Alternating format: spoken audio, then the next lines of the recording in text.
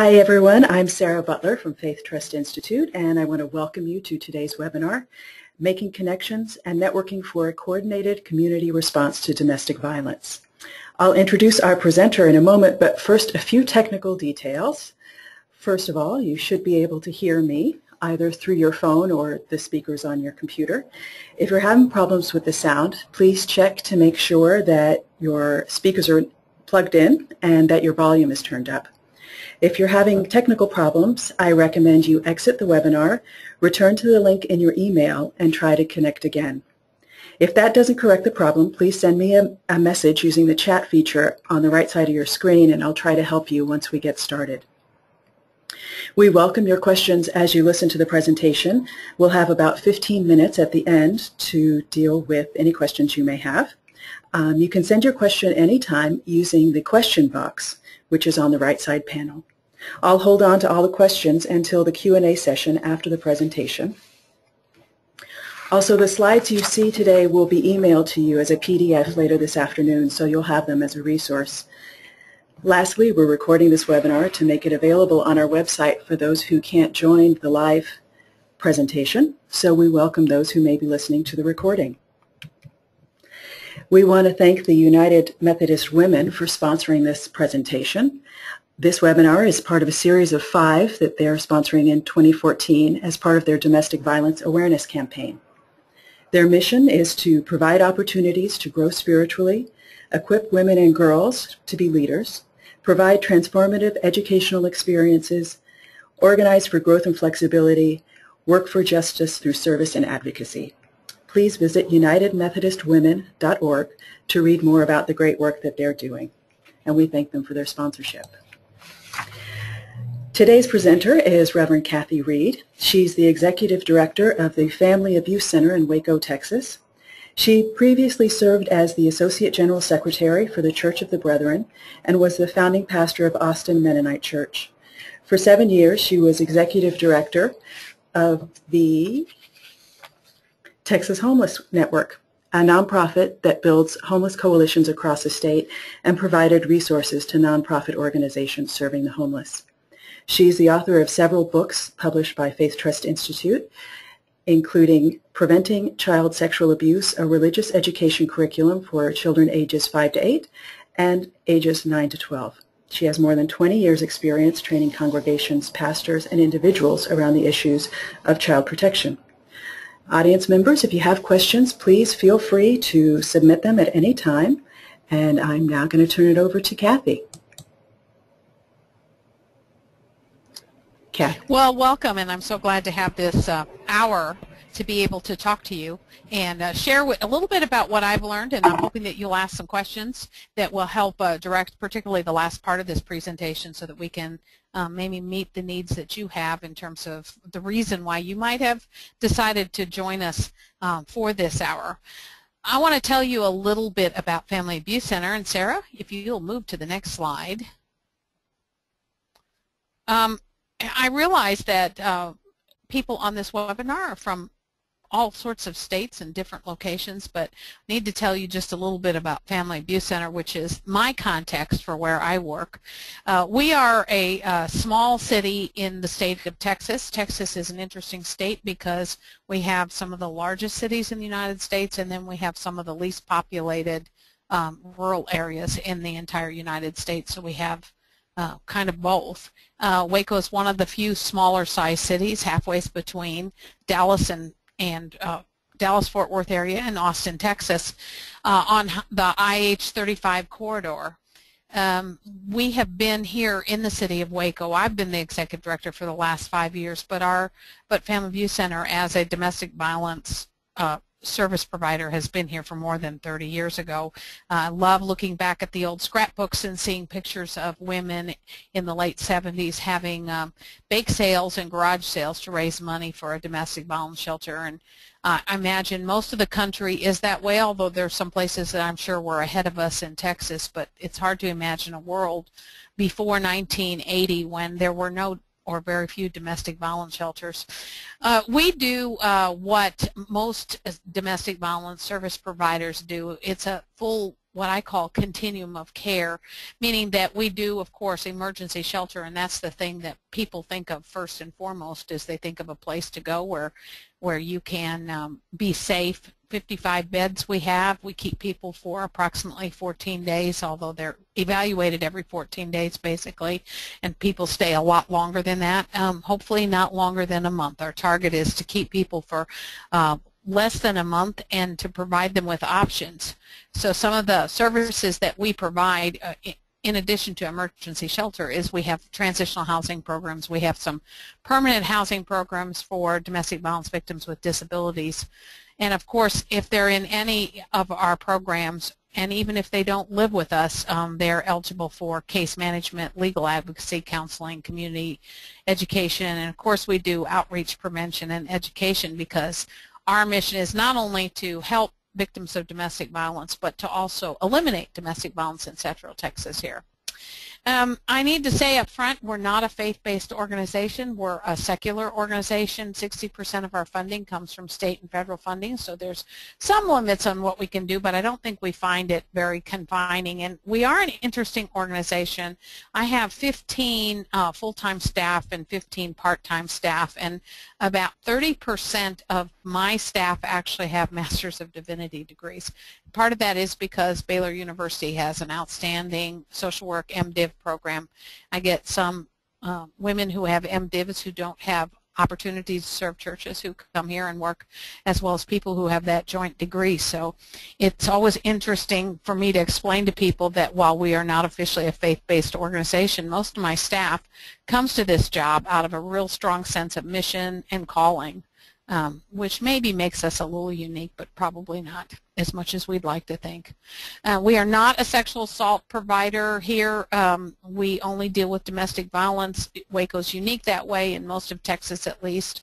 Most providers do both sexual assault and domestic violence, but we still have advocacy center here in Waco, which is the former Rape Crisis Center. And not only do we provide services for Waco, but we provide for the 6 surrounding counties, and those are very rural counties. We have 3 counties that we serve where the population is less than 20,000 people in the county, so spotted with agriculture, but also tiny little towns everywhere. So that's kind of the service area we provide. Next slide.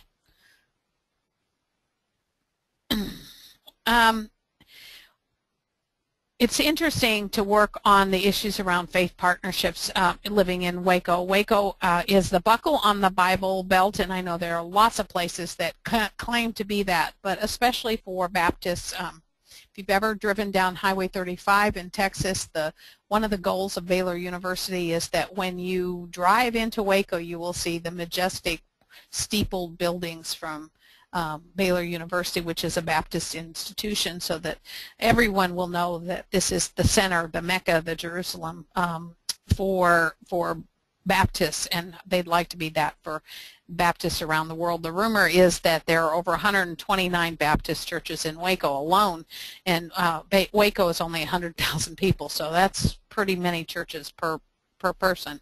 And then, of course, we have Catholic and Methodist and all other kinds of faiths here, including a large Jewish population. I think that our counselors have routinely discovered that spiritual issues are often unaddressed by the churches in our area, and we have great diversity in the churches that support us. We have churches that for 20, 30 years have sent us a regular monthly check in terms of money and routinely bring us donated items, hygiene products or pillows or towels or whatever we need in the shelter, and identify strongly with us. We have churches that routinely refer survivors to our services and then actually support them while they're at their shelter. But then we also have churches that still live in what I think of as kind of an old context, an old paradigm view that says that domestic violence shelters just break up marriages and ruin people's faith. And it's surprising to me how in this day and age we still see a lot of survivors who, rather than being supported in terms of trying to end the violence, are quoted scriptures or even sort of pressured by their pastors, the deacons, and their church staff to maintain a very unhealthy relationship. And those situations are always discouraging to us, and yet they're out there. I had a woman not all that long ago who came to me and said that she had been thinking about returning to her husband for 20 years, and what she was going to do was make a decision about whether she should return to him or not, but her pastor had suggested that she come to church on Sunday morning and pray about it, and then make a decision after church. And when she left for church that morning, I think all of us knew that she was going to get a lot of pressure and that she probably would decide to leave, which is what she did, sadly. Next slide. I think that churches present a wonderful opportunity to address domestic violence in a way that us secular social work types who are working in a service providing setting can't do. Faith communities have the opportunity to really become that safe place for someone to disclose or ask for help. I was a pastor, am a pastor, I guess. I would still say I'm a pastor, but in a different context. And in nearly 25 years of pastoral ministry, I mean, the thing that that gave me the most meaning in my pastoral work was that I was honored to be invited into families in some of the most difficult and some of the most wonderful and joyous occasions of their family life, whether it's marriages or deaths or births of babies. And communities of faith are places where it should be safe for people to be able to disclose that something's going on or something has happened to them, and they can ask for help. And certainly we know that religion can be a great resource to people recovering, but we also know that all too often religion can be a roadblock for someone who feels like they are ashamed or embarrassed or unworthy, all of those things that makes recovery harder. So, you know, the statistic about how many people there are in our congregations on any given Sunday who are victims of domestic violence or sexual assault range, but I think that it's most likely, this is just pure observation on my part, but my experience is that there are more people in church on a Sunday morning who have had some kind of domestic violence or sexual assault in their background than perhaps in the general population. And I believe that that's because when someone has experienced child sexual abuse or has been victim of battering or adult abuse, you can't help but asking some of those really what I consider sort of heavy questions. Why is this happening? Why does it happen to me? Why doesn't God protect me? Those kinds of spiritual, deep spiritual questions are the kind that people come to church to find the answers to, and they may not vocalize those questions, and they may never share with anyone why they're there. But I think that in many of our congregations, that context is the environment that people are sitting in the pews from. That's the way they're looking at the world. And so the church has a unique opportunity to provide services and help people find the needed resources that they need to change their lives if that's what they choose to do. And I think the church uniquely is poised to be able to work towards systematic change and addressing public policy issues and really doing culture change. You know, the church is, it's often said that the civil rights movement would have never been successful in this country or as successful as it was if it had not been for the support that civil rights leaders had from the church and from the communities of faith. And I think the same thing is true when I look at some of the campaigns right now. If I look at the NFL No More campaign, wonderful campaign, but churches go far beyond the NFL. And if we can get churches to really help us support addressing these issues and really changing our culture, what a great place to begin for those kinds of culture change. Next slide. So I'll tell you a little bit about our specific experience working with faith communities.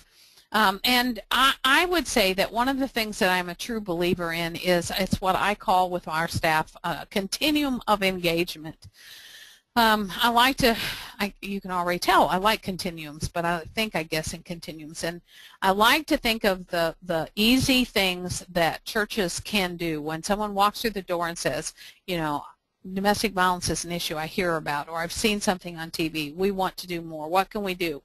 I believe that a good nonprofit, and probably from the perspective of faith community, it's a great idea to have a continuum of engagement to let people get involved. And so we do some of the things that you might guess that we have a partnership that does a lot of the things that you might guess. For example, I can't rent. It would be cost prohibitive for me to rent the 15 to 20 places that I have in the counties surrounding Waco where I can meet clients in a neutral and safe place. I can't afford to rent those on an ongoing basis. And I also don't need them more than maybe once a month, or sometimes even less frequently than that. I can't thank enough the congregations that have given us permission. We just call, tell them that we have a need for a counselor or a legal advocate or someone to meet with a client, and they provide a room, and it's quiet and it's safe and it's a great place for us to meet. We have a congregation here in Waco that loans us their 12-person vans during the summer so we can take our kids on field trips over the holidays, on special trips to go see the lights. The first time that we borrowed the vans, they put us on their insurance. Can you imagine? That's a wonderful gift to us. They put us on their insurance and gave us the vans, let us drive them, and I told staff, I said, be sure, I gave them the Family Abuse Center credit card, and I said, be sure to fill up the vans when you take them back. And when we got back to take the vans back at the end of our first time that we used it, they were unhappy with us because they said, no, that's part of our gift to you. It's not just the use of the vans and not just putting you on insurance, but also paying for the gasoline so the kids could do something. That's a way we want to support Family Abuse Center. What an amazing gift that is for us. We get a lot of support from churches in terms of providing things for individual clients. So sometimes if we have a client who's going back to school and needs something, we had a very generous church that provided a laptop for a young woman who was going back into school and needed that additional support. So we get lots of things from the churches. In return, one of the things that we do, of course, is like a lot of nonprofits, we offer all kinds of presentations, volunteer opportunities. We try to get people involved. We love to do just awareness raising events, and many, many of those are hosted at churches. So one of the things that helps, I think, Family Abuse Center is the fact that I am a pastor and that I have 25 years of experience, and that really helps, except I have to say that, of course, as you might guess, Texas and Baptist, that we have a lot of conservative churches. Sometimes I don't play up that fact that I'm a woman pastor because I know they're not going to receive that well, but I would say that for a vast majority of the churches, I have a little bit of an edge in terms of talking to churches because they understand that I'm coming from a faith position. I think it's real important for service providers, though, to understand that there is a lot that we can do in our service provision, even if we are funded by state and federal grants. A great example of that, excuse me, a great example of that is we received a special non-resident grant a few years ago that was to really raise awareness of domestic violence in historically underserved populations. Particularly in Waco, we were talking about Hispanic and African American communities, and I think it's pretty well known that the best way to go into the African American community, or the best way to interact with people in those communities, is to work through the churches. And so I didn't get any pushback or any resistance at all from the state when I said, here's what I'm going to do. I'm going to hire excuse me, staff that looks like the communities, but I'm going to hire, in my case, I was fortunate enough to be able to hire George F.W. Truett students from the seminary here who already were thinking theology, who were getting training for the ministry, who were willing to work part-time to do outreach into those specific communities. And they didn't have to be social workers, and they didn't have to have that kind of background. And it was really wonderful to see the way the secular world supported that kind of outreach, with understanding that that is the best approach to doing outreach in those communities. We got a lot of support for that, and I've encouraged since then a lot of shelters to think about creative ways to use even your secular grants to do outreach into the faith community. So here's what we specifically did at our shelter, and I would encourage other shelters to do. We first of all created a database of churches. So we literally had a volunteer spend hours and hours and days and weeks creating a database so we could do a mailing to every church in town so that we know who's there. She followed up with phone calls to get the names of the pastors so we could personalize things, did our best to really develop a database of churches, and then started writing a couple letters a year, as well as making outreach attempts to those congregations. And obviously you go from a big list to a smaller list to a smaller group of people that you're working with. One of the first things I did when I got this job was to target key church leaders and important congregations for face-to-face meetings. And so I called people up, had to make it clear to them that I was not trying to raise money, I was not soliciting donations, but I was trying to meet people and just get to know them. So really being intentional about who's out there in the faith community, how can I reach out to them. Here we've done some really good trainings with United Methodist Church because they have area gatherings, as well as we have regional Baptist associations, and those are opportunities for us to talk about domestic violence, raise awareness, and even do specific training with pastors in a greater context. And so those are wonderful ways for us to get materials out. And of course our real goal is to be able to talk directly to people in any setting, but mission festivals, Sunday worships, church school, health fairs that congregations do. We're pretty willing to go any place that anybody invites us, and we want to be there. For faith communities, if you think of it sort of as on the flip side of that, if shelters are doing that, they're contacting faith communities. What can faith communities do? On the next slide, you know, we sort of ask you to do kind of just the opposite. If you haven't gotten a call from your service providers, then you reach out to them. Don't wait for them to call you. And in every community, there are domestic violence service providers. If you live in a more rural place, it may be further away than you think, and all the more reason to reach out to them. I listed here sexual assault service providers as well, child advocacy centers, because those are important resources that need to have. And you need to know what those services are that they provide. And just like I reached out to faith leaders, go talk to them. They would love to go out to lunch with you, and you can talk to them about their services. Depending on the rules of the facility, you might be able to take a tour, but you can get familiar with what it is that they do, where are the gaps in the services, and how can you help. For example, one of the gaps I have in my services is that I don't always, particularly on weekends, have staff that are able to transport people from outlying counties back to the shelter. And oftentimes the police are willing to take them to the county line, so it's not a safety issue. But a congregation that says, well, call us because maybe we can meet the police on the county line and bring somebody in. What an incredible resource that is for all of us. Next slide.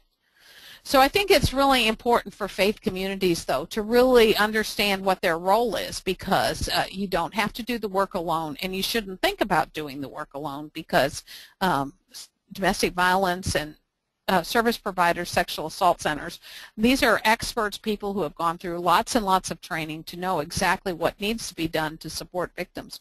But what a great partnership and a collaboration you can have between a center and actually a faith community. So here is a list of all kinds of things that churches and faith communities can really think about doing to raise awareness even within their own congregation about things that about how these things happen, what some of the dynamics are, and how they can learn to prevent these issues or to support victims. Next slide. So here are the things that we tell faith communities that they need to be sure that they do this. And if you've been to any other faith trust training, then you've probably heard this before, and it's really worth repeating, and that is that, you know, the 4 things that we constantly are telling faith communities that they need to do is anytime that they are working with a survivor or someone discloses either a past abuse or a current abuse, number 1, of course, affirm that it's very courageous for someone to speak out about abuse. And it's very difficult for people to find trusted individuals that they can share that story with.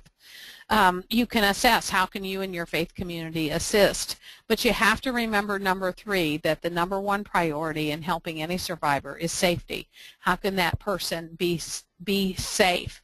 And the expert on their safety is the survivor themselves, and it's important to remember that. You may think that the most important thing to do is for the survivor to leave their situation immediately, but quite frankly, when they leave is the most dangerous time. That's the time where, in most cases, the abuser is going to be the most violent and the most aggressive. And so leaving is a very important time to plan ahead and make sure you know exactly what you're going to do. We have survivors in our shelter that have worked for literally years to figure out how to leave. Now, do we want them to leave? Of course we want them to leave that situation, but we can't tell them what the best way is for them to leave. And so they have to be the ones that make that determination of when they stay and when they go, and they have to be the persons that determine, they have to make their own choices about what they're going to do in the future. So the most important thing, though, is that when someone needs services, that you need to know what those services are so that you can advocate and connect them. So, for example, it's really important for people in the Waco community to know that Family Abuse Center provides free counseling for anybody who has who says they are a victim of domestic violence, and there's no cost for that. And our counselor sees both adults and children, and we have bilingual counselors so that we can provide that service in Spanish too, which would be the second language we have here in Waco that we need to pay attention to. And those, you know, you don't have to leave home if you want to talk to somebody about issues. We get everything from Baylor students who are in some kind of relationship they're not sure about, and they want to talk to a professional before they get into that relationship deeper. We have our counselor sees people whose abuse took place 30, 40 years ago, but they still wake up at night with nightmares, and so they want some help working through that. So knowing what the services are so that you can refer somebody to the appropriate place is really, really important.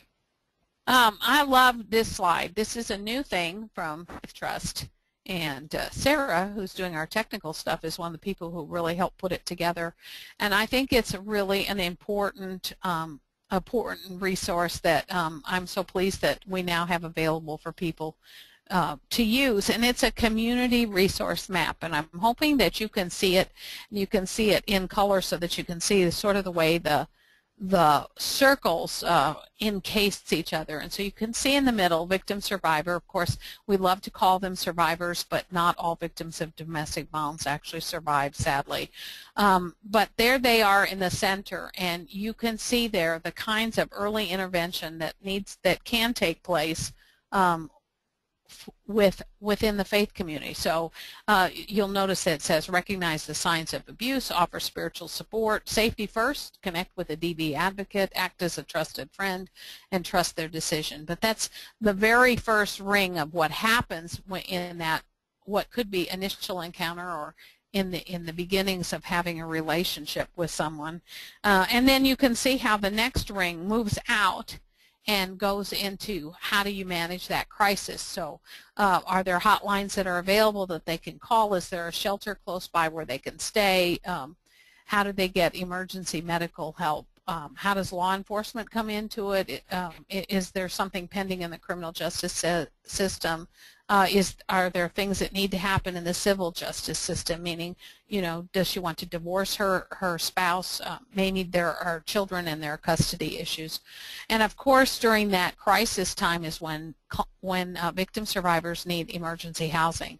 Quite frequently, they need a safe place to go where no one knows that they're there. You may know the statistic that many domestic violence shelters go back, victims go back 7 to 11 times, and we don't see it at the shelter that many times because often by the time they come here, they've already used up all their other resources. They've gone to their mother, they've gone to their sister, they've moved in with their best friend, and the abuser has threatened them and threatened their family, and so those aren't options anymore. They're not safe things for them to do, and so they need the safety of being in a shelter where we have limited access and a confidential and private location, and we have security for victims. So as it moves out, you can see there's support and problem solving, things that come into play there beyond the initial crisis to help people really move forward in terms of their lives.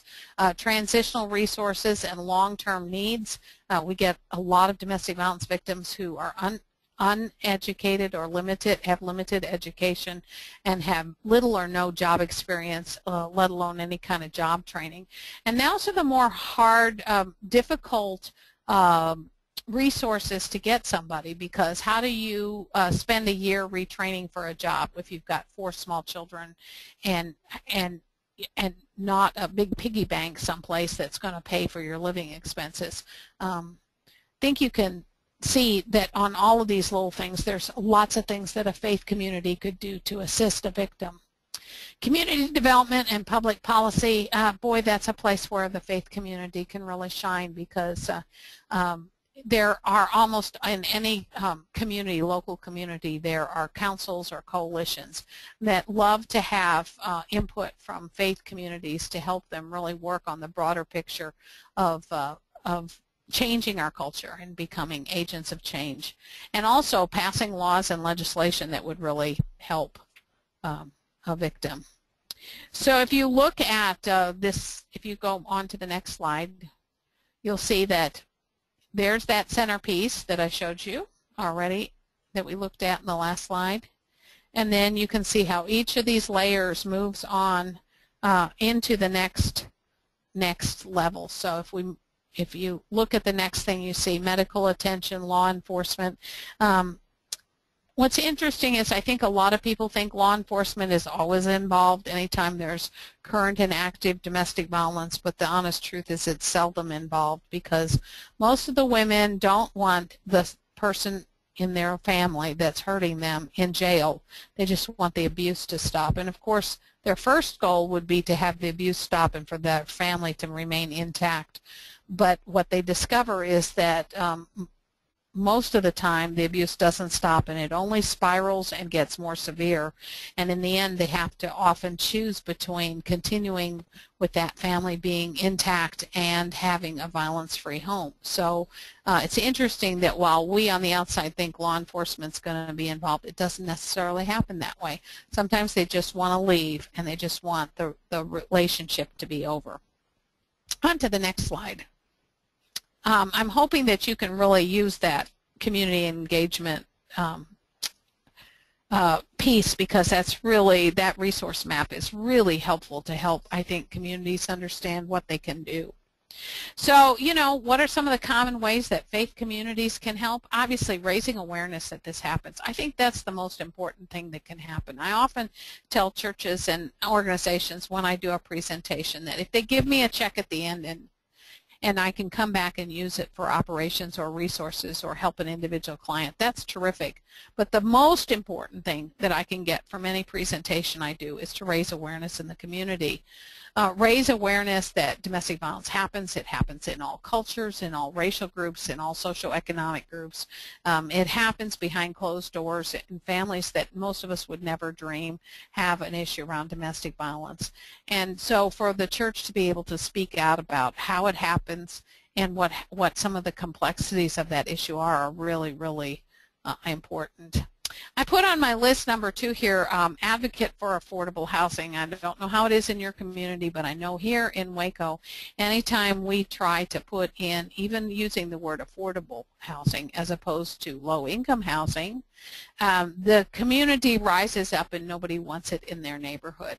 And there are ways to get around that, and there's ways to work through that. But the church can be a real conscience for the community to say, okay, where are we going to put affordable housing so people like domestic violence victims can actually pay rent in a way that whatever their income is, they can balance the books and they can keep their children safe and they can afford the housing without some kind of subsidy, because no subsidy lasts forever, and at some point they have to be independent and pay their own rent. The church can be a real advocate for those. And those, if you've ever been to any of those community meetings, they're hot and heavy and people get really outraged. And the church can be a place of mediation and calm and reasonability and be part of the good side of looking at those kinds of issues rather than on the escalating, conflictual, aggressive side. So yeah, provide support when there's service providers who are trying to expand their services or facilities. You know, I say unique, the fourth Pearl here says unique assistance. Sometimes we have people who have special needs that just doesn't fall into anything else. And if I love it when someone says to me, I want to help, put me on a list and you'll call me when you have something you need, and then I can call and say, oh, this client needs, you know, maybe she's a particular size that we're never going to get donated clothing for, and she really needs undergarments of a particular size. It's great when you have somebody who says, sure, tell me what you need, let me get you the money, or let me help provide that. Transportation, you know, we're not faith-based, so we don't have faith-based activities in our shelter, but we love to give our clients and the children opportunities to participate in those things. So we love to put up flyers that say there's this and that. This week we have a one seasonal holiday event going on after another in a variety of different locations, including churches. And, you know, we list them, and some of those churches provide transportation, so it says be out in front at 6:30, have your costume on or whatever. But it's great to be able to get have the faith community help with that. Next slide. On-site activities. We have a couple of churches that take our kids for no reason at all, which is just wonderful. They usually in December will take the kids for a whole morning so moms can go Christmas shopping. But they take the kids. They're set up to do all kinds of children's activities. They get volunteers. They have gymnasiums, and they just run children's activities and come by with their vans, pick up our kids, give the moms a break, and do an activity. But we have other churches that come in and we do monthly birthday parties for our kids so that they always get a birthday party if they have a birthday while they live in the shelter, and a church is a great place to provide that. I'm not going to go over this whole list, but I will point out a couple things. Is one of the things that's been really successful for us is what we call welcome home kits, and on the next slide you'll see that there's sort of different versions of that. We have a welcome kit for kids, meaning it's actually it's one of those bags that you get at the grocery store or wherever, recyclable, where you, instead of the plastic bag, and we make sure it has a book and a stuffed animal, socks, and a little coloring book about life in the shelter and some things in it that we provide for every child who comes through the door. We get a lot of babies born in the shelter to moms who are living here. They go to the hospital and bring their newborn baby back. What a great thing to be able to provide somebody with the basics of what they need, because our moms are probably not going to have anyone providing a shower for their baby. That's something that churches can do. So you'll see that there's all kinds of things on this list that I would encourage you and invite you to look at in more detail for ways that the faith community can really help service providers. Next slide. So here's the things, though, that I want to emphasize for you in terms of you knowing, you know, what is sort of a context for working with a shelter. And I think these are really important because it's very easy to get all excited and jazzed up about helping your local service provider and then get discouraged really quickly. One of the things that commonly happens here is we'll have even a pastor or a congregation bring us a client. In our case, our clients are screened and they are accepted into our emergency shelter by calling the 1-800 number, and they have to call themselves. Their pastor, is free to sit there with them and can actually dial the phone, but we have to talk to the victim themselves. And part of that is because we don't want anyone coerced into coming to us. We want to know that they really want to come and that they really need our services. So Pastor John drives them over here, they've been accepted, drops them off, helps them unload what stuff they have. Sometimes that's some stuff, sometimes it's no stuff, but drops them off and then drives away, and then a few hours later calls back and says, I'd like to know how Susie's doing. And we wind up saying, I can neither confirm or deny that Susie's a client here. Well, that's part of our protecting her thing. And of course, Pastor John is then outraged and, is trying to insist to us that he just dropped her off. He knows she's there. He's her pastor.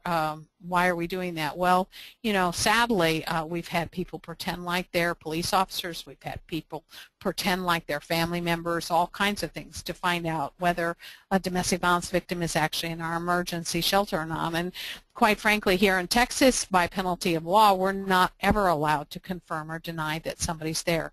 Now, what almost every shelter has is basically what would be what we call a release of information. And a release of information is a form that the client, the victim, the survivor fills out that allows us to talk to somebody else. So if Pastor John, when he came by and he unloaded all the stuff, were to say to her, Susie, I'd like to follow up with you and make sure you have everything you need. Will you give the shelter permission and me permission to talk about your needs in the coming weeks? Then she could fill out the form, we would put it on file, and then that would change everything, because then not only can Pastor John talk to Susie at the shelter, but Pastor John she can give Pastor John permission to talk to the social worker, who might be able to tell what the specific needs are. But it's really important to understand that without some kind of release, the shelter is never going to tell you whether a client is staying there. And most of the time, those releases only last for the duration of the client's visit at the shelter. So that if Pastor John calls and he's been talking to Susie, he's been talking to the case manager, and all of a sudden somebody says, I can either confirm or deny, well, that's probably a clue that she's no longer at the shelter, because the minute she leaves, then her release of information is not valid anymore, and we can't say anything about where she is, what she's doing, where she's gone. And that becomes very frustrating for faith people, because from the church side, you've reached out to her and you don't understand what's happening. And it may be that she's gone back to her abuser and she's embarrassed to tell the congregation.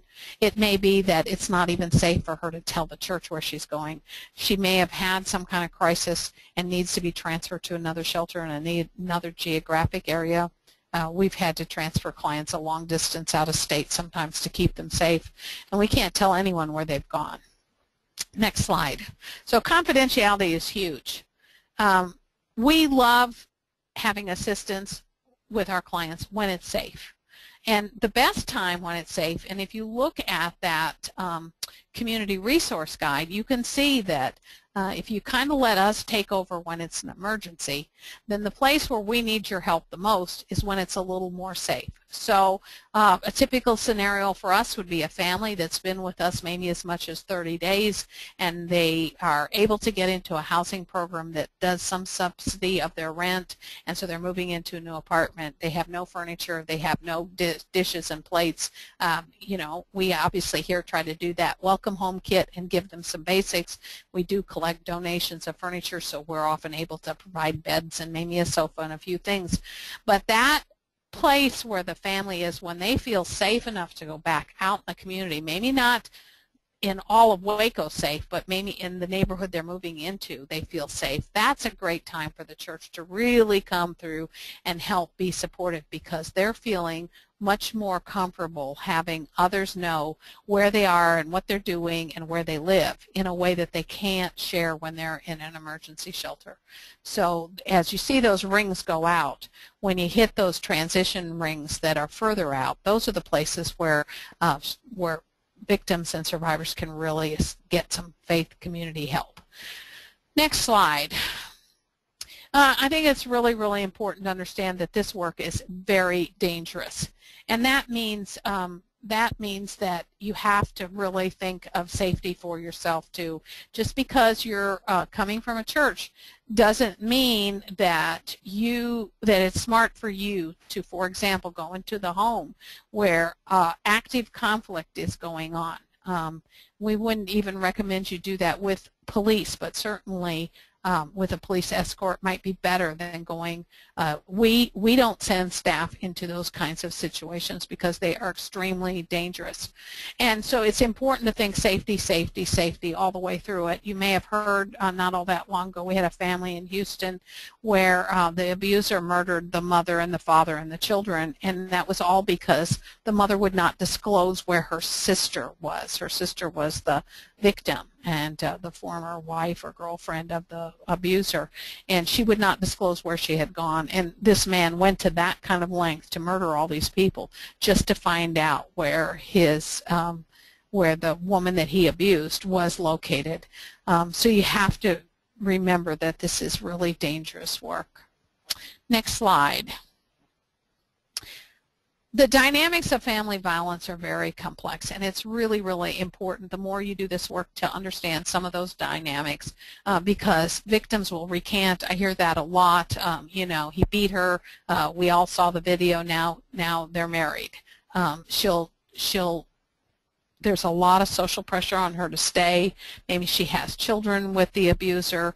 Maybe her family expects her to stay. Maybe she has no resources and can't imagine life away from him. She'll minimize. She'll say, "Oh, it wasn't as bad. Yes, he just pushed me around. Yeah, it's true my jaw broke at the time, but it really wasn't that bad." They'll even deny sometimes that it ever happened. We had an incident here in Waco not all that long ago where the abuser broke her jaw, but by the morning she had changed her story and said that she had just accidentally run into his fist at night, and the result was her jaw was broken. There's a lot of complexity around these issues, and so the more you know about those kinds of dynamics, the more you won't be surprised by them when they take place with someone who you're trying to help, because it's easy to get discouraged when you think you're working with someone who was really hurt badly, but in reality they're doing that denial, minimizing kind of stuff, and you wonder, well, why am I working so hard here on your behalf when you're making it out to be not a big deal. I want to share with you on the next slide some things that we've learned here at Family Abuse Center, and one is that it takes the right person to do outreach. So when you're out in the community, we as a shelter person try to match up the right person. So if it's a church asking for a presentation, I'm more likely to send a church person to that. If it's someone who's coming from a more social work background, we'll send a social worker. We try to always match up the targeted audience with the right person to do that presentation. And one of the things that we do in our shelter is when we go into congregations, we never, ever, ever ask for money directly. We know churches are afraid of fundraising, and they're afraid that we're going to take away money that's coming to their budget. We're glad when they offer it, but we don't make that the predominant reason that we go out. That's not why we're there. We work with individual pastors, ministry teams, denominational groups. In our community, we have a local seminary, and that's been a huge asset to our organization. We actually have an administrative staff person or a faculty person represented on our board, and that really brings a lot to our organization. Next slide. We think face-to-face learning is the most important thing. When I came to this shelter, we were what we called an undisclosed location, and we'd never, ever, ever let anybody in the building who wasn't either a victim or one of our employees. And over the last 5 years, we've kept our security high. We've actually increased our security, more cameras, higher fence, more careful around access. But we've also had the community come in and see what we do more. And that face-to-face is really, really important to us, because I feel like that's when people really start to understand the impact of domestic violence in our community, when we can really work on it together. And so one of the things I've said before is that for us, raising awareness is the most important thing that we can do. We spend lots of money on bulletin boards and all kinds of tear sheets we put in bathrooms and bars and all kinds of stuff to let people know that there's a number to call. And letting the community know that there are options can save somebody's life. And so it's really important that we all do that, but especially for those of us in the faith community. And so, you know, my final statement there is be brave and speak out about supporting awareness in your community, because it's important for us to teach our daughters and our sons that a healthy relationship does not involve battering, and that people should not be afraid and threatened by the people in their own family who profess to love them. So, Sarah, that's I've got more slides here in terms of resources on the next one. There you go. And I'm ready for questions. Excellent. Okay, so I have a couple of questions. One is, do you have some ideas for engaging pastors and getting training to work with DV secular organizations? This person is trying to get pastors to participate, and it's difficult to get them to show up. Oh, you know, first of all, I have to say yes, it's very difficult. And I used to think it was just because they're overworked and don't have enough hours in the day. But I think that it really takes a lot of one-on-one work to get a pastor to go to some kind of training. There's trainings available, and of course, Faith Trust is a great resource for all kinds of materials.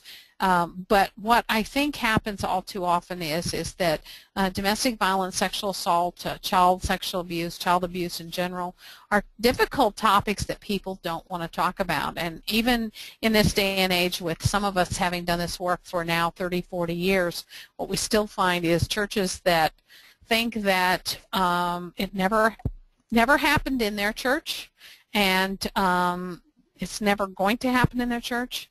And I think the best thing to do often is to see if you can pair up with a survivor who can talk about her own story, and maybe talk to somebody about how important it is to get a pastor or someone in that kind of position to really take advantage of the resources that are really out there. But I will be the first to admit it's really difficult to get folks to do it. This was probably 15 years ago, but I got invited to a big celebration in Austin, Texas, which we all think of as a pretty with it kind of place, and they invited every pastor in town and the whole city to come to the opening of their, when they merged their domestic violence shelter and their rape crisis center, and out of the whole city, I was the only pastor that showed up. You know, and that was just for a simple, you know, celebration and dinner and learning more about resources. Kind of scary to see how scared many of our leaders are of these topics, but it's something they need to be pushed a little harder to work on. Got another question for me? I'm not sure that answers it, but at least that's what I'm thinking today. Okay, well, here's a kind of a related question. Do you think the term domestic violence turns pastors away from coming to events? In other words, does it need to be reframed, like naming a training, learning about healthy relationships instead of learning about domestic violence?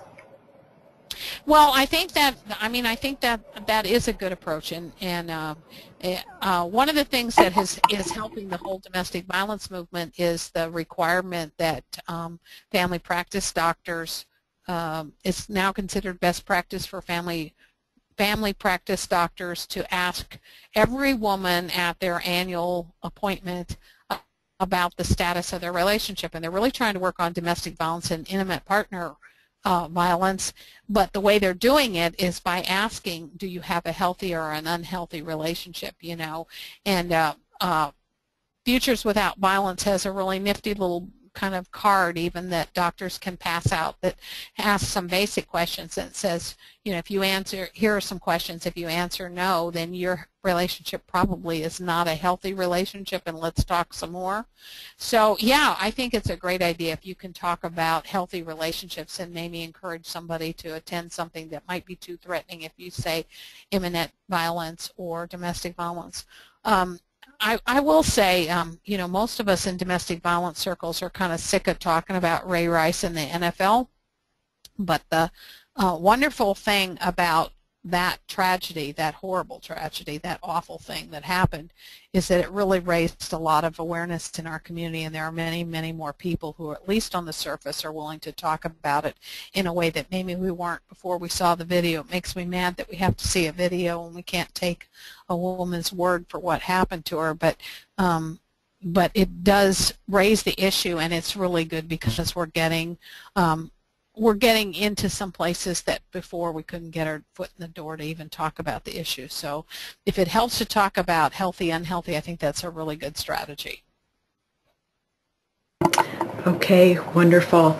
So Kathy, any final words? We have a couple minutes, so if you have anything you'd like to wrap up Well, with. the only thing that I would say is, I'm biased because that's my life story. Is I spent more than 20 years in the church working on these issues, working from the side of being a pastor and helping congregations figure out how they could help on these issues and understand them better. And now I've taken off that hat and kind of put on a different hat, and now I'm a service provider. But by having worked on both sides of it, the thing that I continue to be amazed at is that when we work together, it's just incredible what we can do, because there are things that faith communities can do that I don't have the money here at the center to do, or I don't have the resources or the long-term relationships. And when you think about a family that may have been extremely isolated and extremely brutalized, where the survivor, the victim, doesn't have maybe the job skills, doesn't have the educational background, doesn't have the resources to really support herself and her children, and you start to think about what is it going to take in order to help that family become completely independent and live on their own in a violence-free home. It's going to take more than just a domestic violence center to help them get there. They need community support. They need a faith community. They need family support. They need so much from so many of us, and it really takes a lot of us, and that's what I love about those concentric circles on that community resource, because if we can all do a small piece of those different circles, I think we can make the difference, and we can save lives, and we can stop these domestic violence, sexual assault. They're issues that go from generation to generation, and the only way that we're going to ever ultimately put an end to all of it is if we somehow raise our children to understand that it's not okay. Love shouldn't hurt. No one should have to go to bed at night afraid of the very people who they live with that profess to love them. This is a huge culture shift. We live in a very violent society where domestic violence is far too frequent. So it's up to us to join together to make a change. Well, you're awesome. So thank you so much, Kathy. Well, thanks for the opportunity. Yeah, this was wonderful. So I want to thank everyone for joining us, and also the United Methodist Women for sponsoring this webinar. And when you close the webinar window in a few moments, if you would just take a second to fill out the survey and give us your thoughts or ideas for future webinars, we'd appreciate it. And you can see all of our upcoming webinars online at faithtrustinstitute.org. Thank you so much for joining us. Have a good day.